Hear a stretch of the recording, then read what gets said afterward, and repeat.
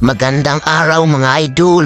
For today's video, pupunta ako ng Jamia. Dito, malapit sa amin. Hindi ko alam na naka-record pala yung camera ko. Pagpunta ko dito sa malaking Jamia, nalaman ko lang nung chinik ko yung camera ko. Nung tinanggal ko sa sasakyan ang aking camera. Kaya inedit ko na lang at nag-voice over.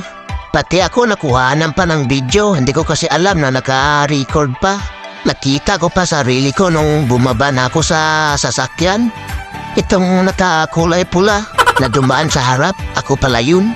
At habang nasa loob pala ako ng pamilihan o Jamia, naka-record pala yung aking kamera. Daming tao nakuhanan, mga tao dito na palakad-lakad dito sa harap, pati yung mga namimili. Kaya kung may iba-ibang lahi ng nakuha na ng kamera ko.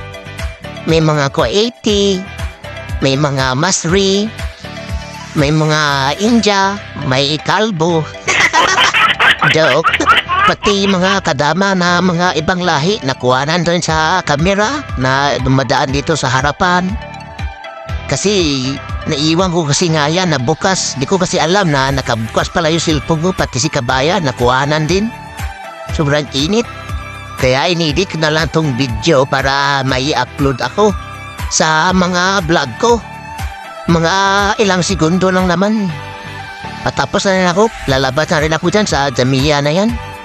Kasi hindi naman marami yung pinabili sa akin. Nakalimutan ko anong binili ko dyan. Hindi ko na napansin eh. Nakita ko lang dyan yung isang supot lang naman na plastic. Yung binili ko pero hindi ko naalala kung ano yung binili ko. Hayaan mo na yan. Never mind na lang yun kung anong nabili ko dyan. Importante may nagawa akong video ngayon. Baka mag-notify na naman si Facebook sa akin na mag-download na daw ako ng mga video. Kasi minsan na ako mag-gawa ng mga video. Tapos pangit pa. Nandito na pala ako. May bit-bit pala akong supot. Yan, hindi ko naalala kung anong binili ko dyan eh. Iwan ko, ano ba yun?